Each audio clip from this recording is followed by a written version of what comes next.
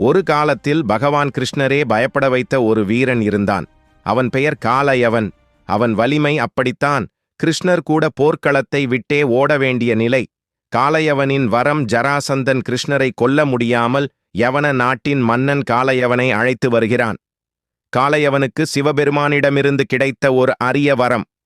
எந்த ஆயுதமும் அவனை தாக்காது.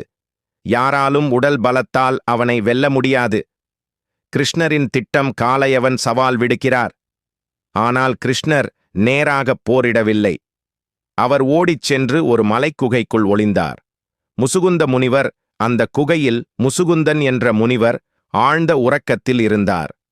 அவருக்கு இருந்த வரம், என்னை யார் எழுப்புகிறாரோ அவர் எரிந்து சாம்பலாகி விடுவர். காலயவனின் முடிவு கிருஷ்ணர் தனது மஞ்சள் பீதாம்பரத்தை முனிவரின் மேல் போர்த்திவிட்டு மறைந்தார். உள்ளே வந்த காலயவன் அந்த ஆடை பார்த்து அது கிருஷ்ணர் என்று நினைத்து முனிவரின் தூக்கத்தை கலைத்தான். அடுத்த நொடி முனிவர் விழித்தார்கள். அவருடைய தேஜசால் காலயவன் அங்கேயே எரிந்து சாம்பலானான்.